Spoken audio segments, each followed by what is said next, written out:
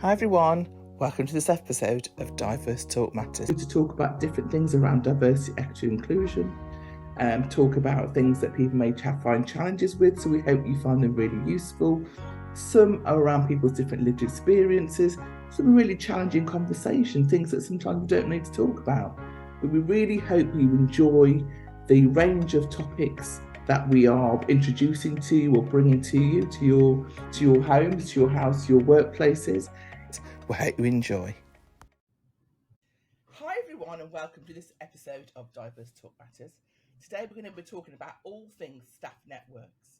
People who know me know that I'm really passionate about staff networks, and I thought, who's the best person to come? None other than Cherron. And Cherron is going to tell me a little bit about herself. She's written a book on staff networks. She's set up, Staff Networks Day. She's got an MBE. I could go on. So Cherron, over to you. Just tell us a little bit about yourself. Well, thank you, Tasha. It's lovely to be here with you. So I'm Cherron, as you say, yes. And I had this idea a few years ago when I was, making this leap from the civil service where I was working, and I went through this thing where I'm trying to find myself. And I thought, what am I really passionate about? And I realised I was passionate about helping people find their voice, and I saw the evidence of what happens with that through staff networks. So I thought, you know what, let me go and write this book that I was always looking for as a chair of a network. I was like, is there a book that someone's written that I could read to make sure we're doing this right? And there wasn't anything at the time. Yeah. And I went away and did some research and I wrote this book. And that's coming up for nearly 10 years ago now. And to be honest with you, I thought, okay, I'll get this book out and then I'll help everyone run an effective network. That's how confident I was with this book. Yeah. And then people started contacting me and saying, can you come to our organisation? I was like, what for? And they're like, well, to talk to our networks. I said, talk to them about what? And they said, about your book. And I was like, no, just read and apply what I've written in the book. That's why I wrote the book. You don't need me there. And my publisher was like, no, Cherron, this is what you do. And I slowly began to realise that that's what you did. And so it kind of just started from there, where people just said, can you come and talk? And so for the last nearly 10 years, I've been going up and down this country and in other countries, just sharing what I see as good practice around effective and impactful staff networks. So that's what I do. That's what I do now. That's my life. I feel very honoured to be able to do that. So yeah. And the fact that, and it's so right, like you said, you wrote the book and you thought, just read it, because to a lot of people, that's support. That's support. So it's great to have a book, but people need guidance, don't they? So we're thinking, we've given you and sometimes it could be a fear. Sometimes they might not have buy-in, from the powers that be. Sometimes all those things. So I think it's brilliant to get you in to help to develop that, because sometimes it's good to have the book, which is brilliant, that can use that as a resource, but to get you as well to help them, I always say to people about networks, the structure, the governance, they don't always really have that in place all the time, which is why people like you are brilliant to go in and do that. So in terms of, like you said, you wrote this book, you go around, what is the most thing you get asked to do in terms of network support or development? Oh gosh, there is no one thing. It ranges. It's usually very similar. And I tell you, it doesn't matter the country, it doesn't matter the group, it doesn't matter the sector. I think you hit on something just now. There's something around someone coming to you saying, this is okay to do, you're all right to do it. So there's something around just giving people that reassurance that they're on the right track. That's one thing. A lot of the time, it's never just the networks. It's always like the EDI practitioner that where it can be quite a lonely role, to be honest with you, that just needs someone to say, you're doing well, you're on the right track, keep going, keep pushing at this. So I find myself a lot slipping into coaching mode and encouraging people just to give them permission. But in terms of, a lot of the time, many networks, they start off with great gusto. They start off, it's like they launch at that, hot moment in the calendar, International Women's Day or, Pride or Black History Month. They start off with great gusto and then they kind of pitter out of steam.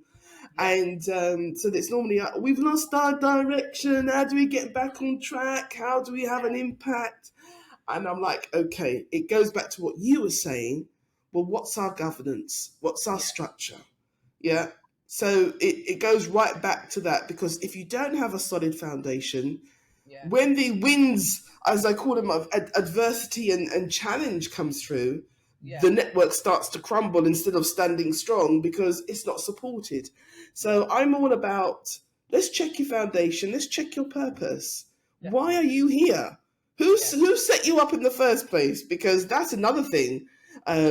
So there isn't any one common thing. It's a range of things. And then I think I just thought and sometimes a lot of networks overcomplicate things. And I'm like, why are you making your life so difficult? Why are you can't do the 50 things. You can't do it. Choose two. Choose two and deliver on those two well, and measure them and demonstrate how you're having an impact. But networks, they want to do 50 things. I know, and that is so true. And I've worked with networks and also led on networks. So I was sort of smirking to myself when you said, often the D&I person is the only one. And I'm nodding, going, yeah, I was that person, the only one trying to, you're overseeing all the networks, you're trying to develop, like you said, trying to invigorate the ones that aren't as active. And that, that can be a lonely job. So even that, to get your support, is really good. And what I found sometimes is that when it doesn't work, when they work in silos, where they're often nobody knows what they're doing, or and I always used to get some staff come to say to me, "Oh, I'm a line manager that's not really keen on me doing this. They can't." And you're like, "Are you having a laugh? Do you know how impactful a network can be to help you enhance your organisation, achieve your strategy?" And they don't get. So have you ever I'm sure you've had the same thing, where people don't realise what the impact can be. So those people out there who might be having challenges with maybe the powers that be, whether it's a line manager or the people saying, why are you doing these networks? What would you say? I think sometimes a lot of people assume that people know what networks are there for and what the benefits they bring, not only to the individual, but also to the wider organisation. And so networks are really good at supporting their members. Gold star when it comes to supporting their members. They're not so good at, or not everyone is as good at articulating the benefits they bring to the organisation. So if I'm a line manager and a lot of my staff scuttle off, and I use the word scuttle off deliberately because that's how they view it. You're scuttling off for 45 minutes and it's not lunchtime. Where you're going, they don't know what's going on. So it's some secret club that they're not part of, and that raises their suspicions. And it doesn't help because the people then scuttle back without actually explaining what's happened or how it's benefited them or what they've learned. So there's this mystery and angst about what's going on. And I think that one of the things I say to networks, and particularly those who lead networks, is you need to get better at managing being both supportive, the activist, but also being strategic, the advocate. And getting that balance just right, I think is crucial. It is crucial. I don't care what anyone says.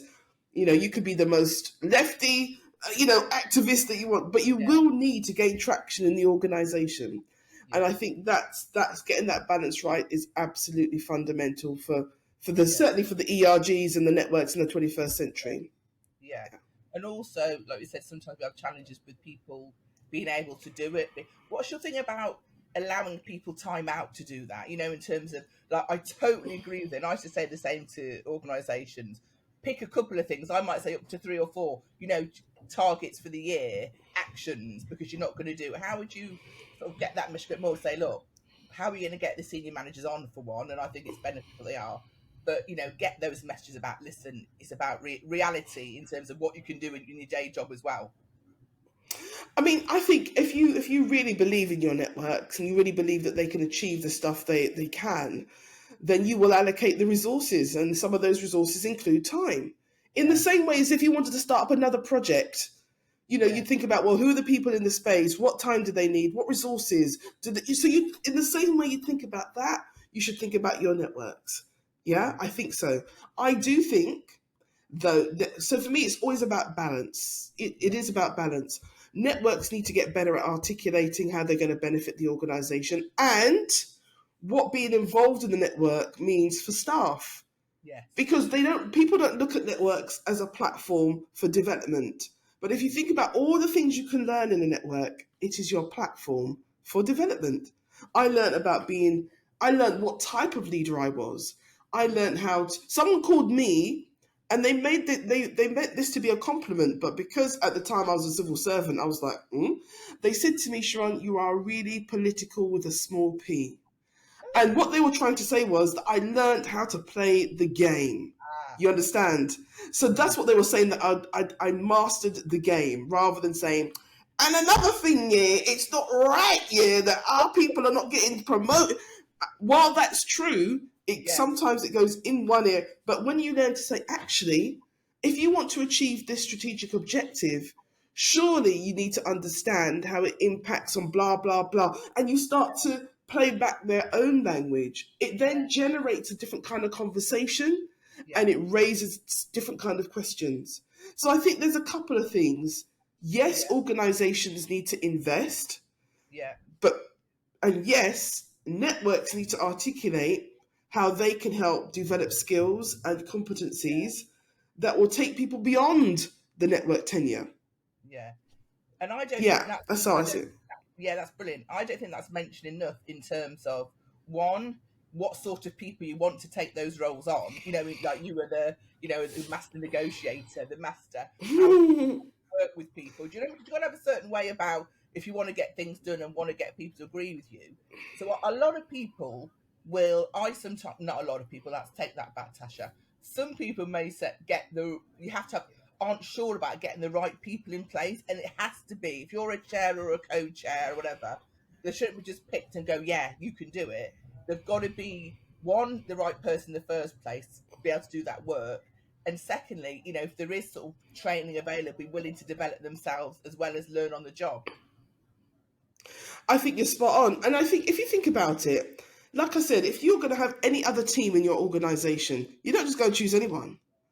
You think about lots of things, don't you? Think about who can pull the team together, who can keep them on track, who can stay focused, who can put a positive outlook on some things, who can articulate to senior managers, what training do they need in order to do all of that stuff. The same applies to networks. The same, and I'm not saying that it's for organisations to start selecting. I'm saying it's for the networks and those who lead them to think about, okay, what skills do I need to lead this effectively, and where are my gaps? Do you see what I mean? So I think we have to study commensurate for the role. And that does mean sacrifice. It does mean sacrifice, but then so does any other leadership role, because that's what this is, a leadership role. And so my challenge back to organizations, it's a bit of a bugbear of mine. How do you invest in these people who are your future cohort of inclusive leaders? So when they finish with the network, what happened to them? What do you do? How do you make sure that you retain all of that knowledge and that skills that they've picked up and use it in the wider organization? Or does Sally or Simon just go back to what they were doing before, and all those skills are in their back pocket, but they can't utilize them in their day job? So it's a bit of a bugbear for me. If you're going to really utilize them, then how do you think, let's get them on a leadership program. Let's fast track them because they've clearly got some skills that we need. No, they don't do that. People don't marry up the two, do they, in terms of, well, we've got this leadership program, and they'll probably do that completely separately and not think of, we've got some great people in the networks that we can either, they are those leaders, or we can develop them even more. People don't see the correlation between networks. They don't. And exactly. The organisation, do they? Sometimes you think, no. They'll be right. Like we said, sadly, there is underrepresentation from many communities in leadership.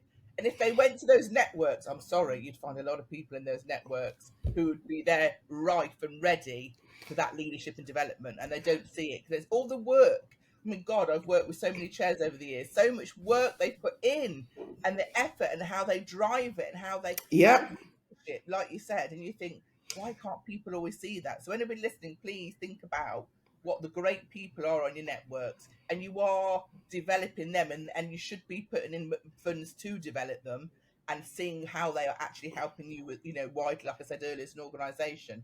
Now, dare I ask to say the word budgets? So sometimes some people say, we haven't got any budget. We haven't got budget for a network and we don't give us any money. What are your thoughts on that?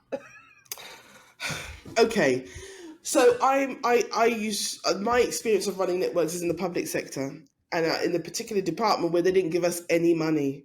Yeah. Now let me tell you what it forces you to do. It forces you to be really creative. Mm-hmm. Yeah. Should networks have budget? Yes. But my thing is, so if I switch on and put on my HR hat, and a network comes to me and says they want £1,000 for this, I need to know, well, break that down for me. What's going on? And what's the benefits? And how does that feed into your purpose? Because I don't see any connection here. So I need to. So that's, and this is coming from someone who advocates for budgets. Yeah, I'm saying for you to do this, put your best foot forward. Yeah, and let me tell you what irks me, really annoys me. There's one word that annoys me when it comes to budgets: underspend. Oh, yeah. What? Isn't it? We'll give it to them. Yeah. I'm just like, because I know what it's like. Give me £10. I will stretch that to. But no, seriously. I think for networks to have the autonomy that they need, for them to have the agency that's required for them to do some stuff, of course they should have resources. Yeah. And that may be financial. It could be a cost code, something that gives them, something to do. And I think put a process in place that networks understand what they need to do in order to access those funds. Don't make it so onerous and difficult. They've got to fill something in triplicates, get it signed by this person, and 10 weeks later you then get the money. Let's make it easier, but let's make it robust. So that's my message to the organizations. Think about the budgets that you're giving your networks, yeah? And be realistic about what they can do. Because if you're going to give them £1,000, and you expect them to deliver all this stuff, it's just ridiculous. Yeah. So be realistic. What I would say to networks is, if you've got a budget, think really carefully about how you're going to spend it. Yes? It doesn't always have to be on food and speakers. Yeah? It could be a program that you're bringing in because you've noticed that the members don't get through certain things. They don't understand about how to get through an interview process, or they need some support with confidence building, or do something that's going to have a direct impact on your members. That's what you use the money for. Do you understand? If they're experiencing harassment and bullying, and what the organization is offering just doesn't cut it. What is it you need what can you do to bring in some support that's going to help? So I just think better and bigger about how you use that money. But I do think they need budgets, but I think we need to get better at spending it in a way that we can directly show how it's having an impact and an outcome on what we're trying to achieve.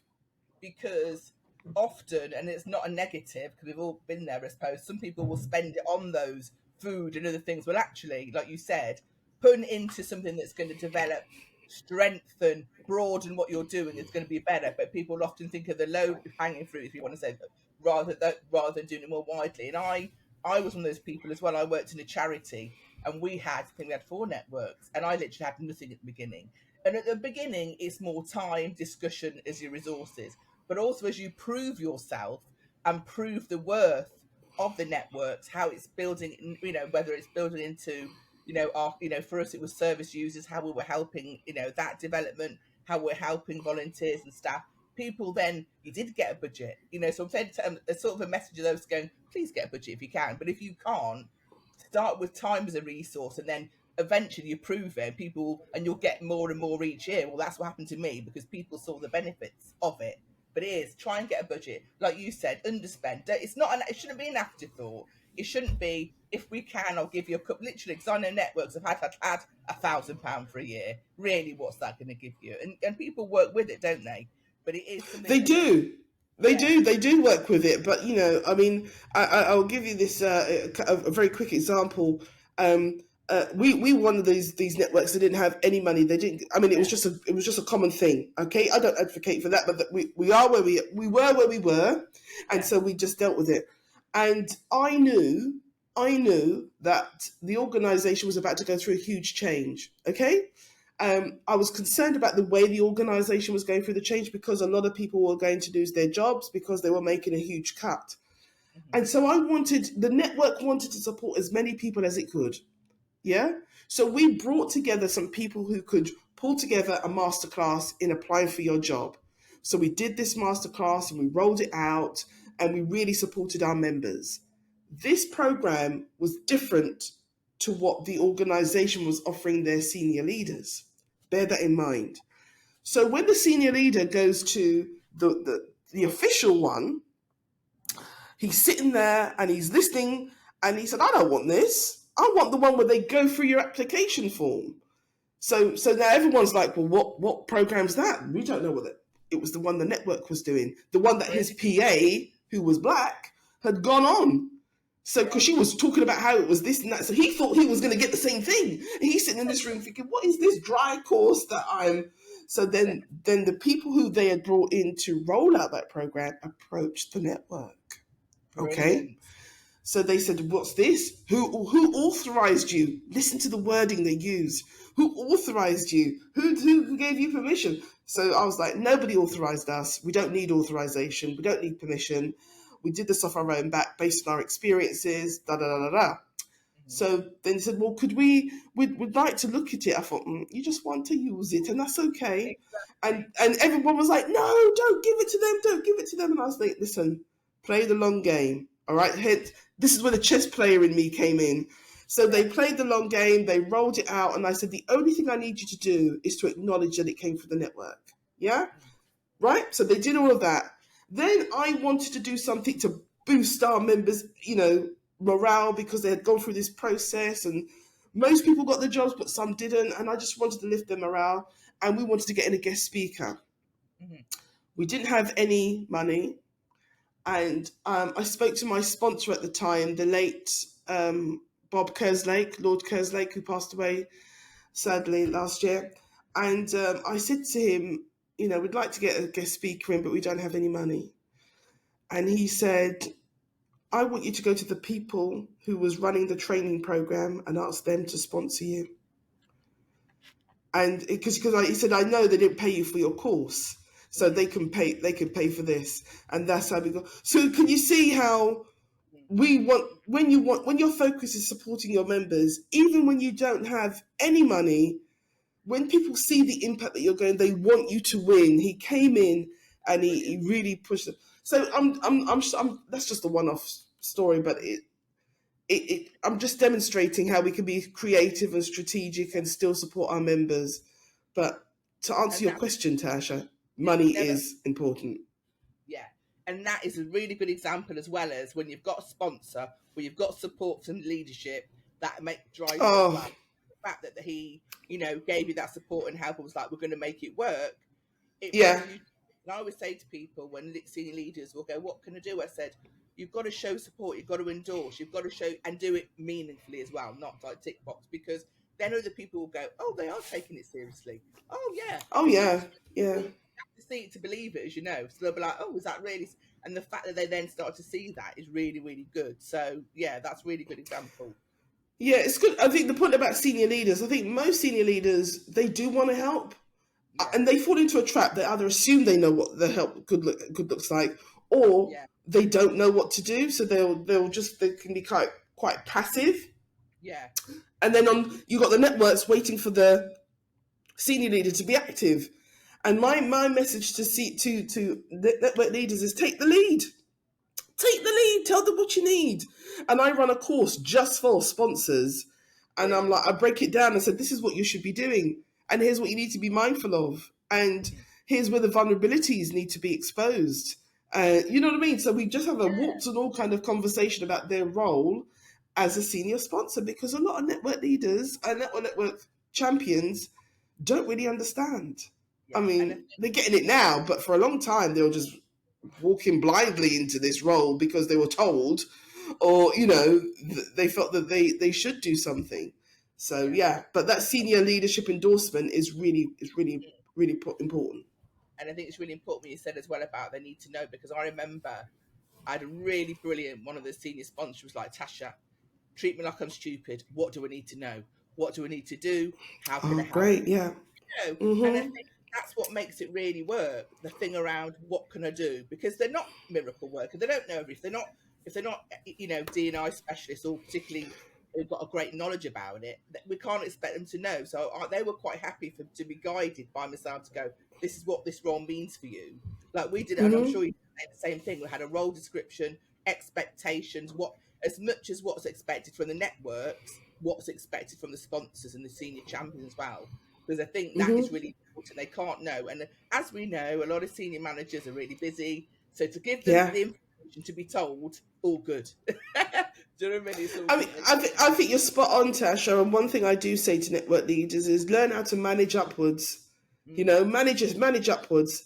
Because you see, like you say, the role of the network is just one slice of a very big pie that they are dealing with. And I'm not saying that it's not important, but when you've got competing priorities, you know, you just need to know, okay, what do you want me to do? When do you want me to do it? Okay, what do I think about? Okay, got it, right. And managing upwards and being clear about what your expectations are, as you say, from the beginning is a really important conversation to have as early and as frequently as necessary, I think. The other thing I was just thinking, I knew when we'd both get talking, we just, and I was thinking also in terms of budget and finances, one thing I found useful was cross networking. So that when you work with other networks, it saves time and effort, because you're all working to the same aim, maybe different communities you're addressing, and it may be different, but really and truly, you're working to enhance the organisation. So for me, one to do was do a lot of cross networking. Then it covers the intersectionality aspect and everything else. So what's your experience, and what would you say to people about, you know, the cross networking aspect? Oh, I think it's you know, really important, and you know, I understand why we slip into silos and our lanes. I get that. We save space, and I get it. I do. But as you say, fundamentally, at the end of a very long day, the reason why every network exists is because it wants to make work better for a group of people. And I think for networks, it's about finding what's that common thread that we have, where we can link arms, pool resources, and have that open conversation. And if you think about it, networks are ideally placed to be the beacons of collaborative working, of thinking more intersectionally, of how you can work in a meaningful way to achieve a common goal. Because as we know, people are becoming more aware of the multiple identities that they have. You know, we've got names for things that we didn't have before. We can articulate and express ourselves. So people are demanding more. They don't want to have to choose, but they do want to know that the networks are thinking about how each network intersects with each other, and what are the ramifications for people who meet at those intersections. So I'm a huge fan of networks understanding what intersectionality actually is. So it's not this hierarchy of personalities or protected characteristics. It's not that. And B, understanding how they can be an ally in the moment. Because every one of us, in a moment, will have privilege. Yeah? Every one of us, because at some point we will be in the majority group. And when that happens, that's when you have privilege. And networks need to understand when they have privilege with their other network groups, so they know when to be an ally in that space. Yeah. And then they also need to understand, what do we mean by collaborative working? Yeah, that means there's no competition. Trust is there at the heart. Yeah, we're working together because I want you to win and you want me to win, and we want our people to win, and the organ. So I'm a huge believer, and to be honest with you, this is fundamentally why I started Networks Day, because I wanted the community to come together to just come on. We're doing this. Let's cheer each other on. the one day in the year we can do that. Let's do it together. But yes. You said so many things that are in my head going, right, I'm going to ask about this. Sorry. No, it's good. So, I think, 100% about collaborative work. And I love when you said, because people do sometimes those to get, well, what are they getting? What am I? And it's not a hierarchy, it's not a race, it's not, well, they've got a little bit more fun. It's just the end of the day, working together. Your priority might be higher at that point, and another network's might priority at another point. And I think people need to, and it's not a competition. So I love that. You also mentioned allies, and then we'll talk about Staff Networks Day in a minute. But tell me about your view, because it's really interesting. You have some people who want to have closed groups, who don't want to have anybody not from that community, and then you have some who have allies, or some have a mix. They'll have closed and open. What are your views on allies being part of networks? Oh no, I think look, even if I say we don't need allies, it's a lie. Look at any movement in history. Any civil rights movement in history has always needed allies, because we need to have people in spaces where we aren't there. So I think allies are fundamental to every network, right? And but it's how you manage those allies. So there are networks that prefer to have some closed meetings because they want to create that psychological safe space where people may not feel, they want to feel safe to share. That's fine. But then there are some events that they do that's open to everybody. And it's just being clear about what they look like in the calendar for everyone. So if I'm joining as an ally, I can come to this, this, and this. And that's all I should be quite content with that. I should understand that, okay, you need your space. I get you. No problem. You do you. Let me know when I can come in. That's how I think that's important. How you set yourself up, how you communicate that is the important thing. Yeah, how it's communicated. Yeah. It's not about excluding people. It's about, for example, there's so many things that have happened in history where people want their own people who've got an understanding to be at that part. Doesn't mean they're excluding or not liking people from other communities, but it's that slightly, as we know, within the world of inclusion, psychological safety has been something, rightly so, that's been raised, because for many years, many of us and many different communities haven't had that. And so it's making sure that they have that safety. So one thing, I'm glad you mentioned it. So talk to me about the Staff Networks Day, why you set it up, why it's something you think, we should all be involved in, and what should organisations be doing? Okay. So it was one of these days when I was having a thought. I think I probably heard on the radio that it was National Lipstick Day or something ridiculous like that. And then that got me thinking, so what, we can celebrate this, we can celebrate that, but is there something for networks? So I went on a hunt. I went through to the internet because I thought maybe they're doing it in the States because they're normally the ones that are quite ahead. I couldn't find a thing, not one thing. So I thought, you know what? We should start one. So then me being the collaborative worker that I am, spoke to a few people. Some were like, oh my goodness, you mean we don't have one? So, and then others was like, oh no, we don't need another day like this in the calendar. We've got enough days. And, they kind of poo-pooed the idea. And I was like, no, I'm going to do it. We should do it. We should champion networks. So then a group of, a small group of us decided that we were going to do it. There were 3 aims: to celebrate, inspire, and transform. So it's to celebrate networks, to be inspired by what they do, and to transform the conversations and the workplaces by their impact. And it takes place on the second Wednesday of May, and we launched in 2017. And the reason... Sorry? When it was that many years? Yes, but like with anything, it takes a while to get momentum, right? So the reason why I know I didn't want it to be a vanity project. I wanted to be really clear because, I'm always mindful that when we start these things, it can turn into a bit of a vanity project. And I thought, no, this is important. It's important that we do this, and it's important that of all the days we can just take stock. Organisations can just look and acknowledge all these people often working on the side of their desk at the weekends, after hours, just trying to help improve life for people in their organisation. And I think that needs to be recognised and celebrated and acknowledged in some way. And that's really why we started Networks Day. We didn't want to be organising anything. We wanted you to celebrate in your own way where you are, whatever that looks like for you. So every year we would come up with a theme, We put some resources out, either a video or things that people can download, anything to help people just celebrate. And it became really paramount, especially during the COVID times, the COVID years, where we did that. So we ran workshops and online and all that kind of stuff. So last year, we thought about what's the climate saying? What this attack on networks that seems to be ever ongoing, the attack on EDI, like never before, this woke agenda, this wokery thing that keeps coming up over and over. I'm thinking, you don't even understand what it means. I just felt that this was the time that we do something. We actually hold an event, because people will say, are you doing anything for Networks Day? And I'm like, no, it's for you to do. But this year we said, no, let's do something. Let's gather the people. Let's assemble the Avengers. Do you know what I mean? Let's get the people together. And so this year, for the first time, we're actually holding a national network conference. And that's going to be on the 8th of May. And the theme this year is raising the bar.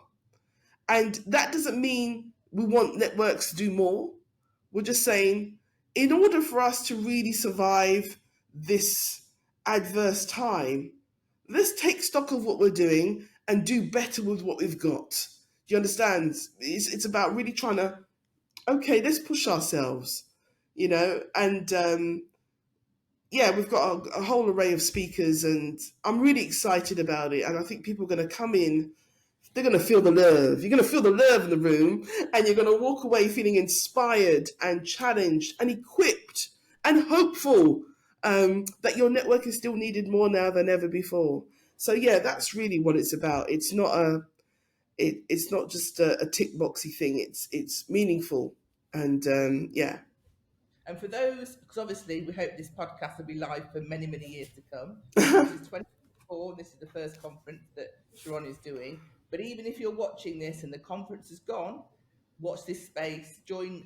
You've got your LinkedIn page. You've got your various places that you can follow Cherron and the Power of Staff Networks, because there'll be more every year. So even if you watch this after May the 8th, it doesn't matter. There'll be more to come. So look out. And it's all about preparation, because if it's for May the 8th, in terms of you might have a new network, you might be focusing on driving and planning something for next year's Staff Networks Day. So always, if you're watching this later on, just think about, right, May the 8th is a date, what am I going to do? And also, linking with Cherron on the usual channels to find out what the theme is and what's happening. This is going to be obviously ongoing forever and ever, isn't it, Cherron? Oh well, that's the plan. That's the plan. And next year it will be on May the 7th, because it's the second way. No, it won't. It'll be May the 14th next year. There you go. So yeah. But if you don't know, just check the dates. Go and look on Cherron's website, Power of Staff Network. Yeah. So I'm going to start probably rounding this up, because we've had a lot. Oh no, I can't believe it. It's gone so quickly. We'll be talking all day, you and I. We need to do a part 2. We definitely need to do a part 2. In terms, we could probably do like how it went, in terms of your yes. If you had to say, and then we've talked about lots of different things, and like we said, we could talk on a whole number of more things around networks, because they are passionate, powerful, brilliant if they're done correctly. What would be your top 3 tips of what we've discussed and what we've not discussed, in terms of what people they're thinking about a network? What should they do? The top 3 things. You mean think about starting a network? Yeah, starting. Yeah. Okay, I think if you're thinking about starting a network, the first thing I would have to say to you is, what problem are you trying to solve, or what problem do you think the network will be solving? Yeah. Mm-hmm. So, and that goes back to you being clear about your why. What's your purpose for this? Yeah. Is it a vanity project? Do you want to start one because someone down the road has started one? So it's about being clear about your why. Second, find the evidence to support that, because you will need that to bolster your narrative. So that's anecdotal as well as empirical, the data, etc. And then thirdly, I would say, how do you get people to support what you're doing? Be they senior, be the people that you're targeting, be with the people that you need to work with to help you get to where you want to get to. I think that you need to really think about how you do that. Who can you learn from? What mistakes did they make, and how do you make sure you avoid those? So for me, it's always about your why, and it's always about what's beneath that why, what's the evidence to support that, and it's how are you going to get there? Yeah. Who are you going to work with to help you get there? I mean, there's lots of things I could say, but I think it's about that. And one thing that we did launch last year as part of raising the bar and as part of helping networks is the Stellar Standard. And that's quickly, it's a benchmark for networks, the first of its kind. I know there's maturity indexes and all that kind of stuff, but for the first time they go through a process, and you're great, or no, you need to do more. They get a feedback report about where the holes are and advice. And we wanted to take time out to do something that was going to add value to networks, regardless of where they are on their journey. And so I encourage people to get involved this year, Stellar Standard 2025. So yeah. That is so good as well, because like you said, there's other sort of, whether it's audits, accreditations, and there's nothing that focuses on that. And I think that is often where people do need the help, like you said. So I think that's brilliant. What about organisations who need reinvigorating? So they've had a network and it's gone, I don't like to use the word stale, but it's not really gone as to plan, and they're maybe not getting attendance, but not getting buy-in as much. What would your top 3 tips be for invigoration? For existing networks? Yeah. First of all, I would say check your product. What's on offer? If your network was a shop window, what are people seeing? Yeah, love that. Because I can tell you, I ain't got time. I can tell you, if you had the right person in the room, they would make time. If people could find out what's in it for them, they would make time. So I would say check your product. The second thing is, I would say, what is the reputation of your network? Do people know that you exist? Do they trust you? Do they understand what you're trying to achieve? Have you shared that information? What do managers say about your network? Yeah. And the third thing I would say, and this might be a bit of an ouch, how welcoming are you? Yeah. So if someone joins your network, what's your onboarding process?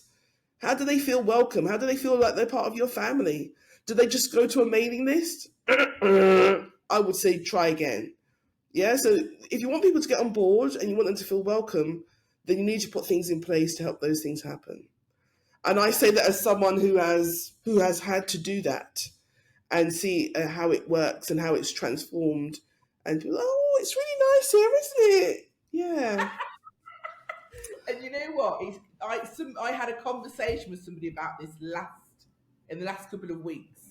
I was doing some training on inclusive leadership. It's nothing to do with the networks. And I said, it was senior leaders. I said, how do you get involved in the network? Do you know what's going on? Do you get involved?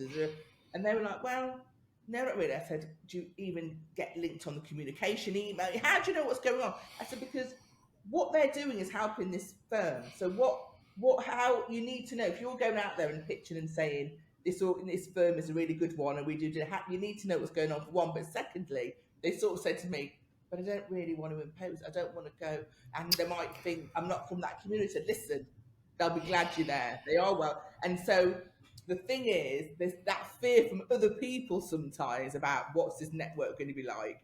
But then, it's right. It has to be welcoming. When I said, listen, I've got experience those networks. They are absolutely welcoming. People are happy for you don't have to go to every meeting, but as long as you're involved, because some people might have, short time working projects, might be working on something. Yeah. Get involved in that and then move along and then maybe give a bit more time later in the year. And that's another thing. People don't have to give.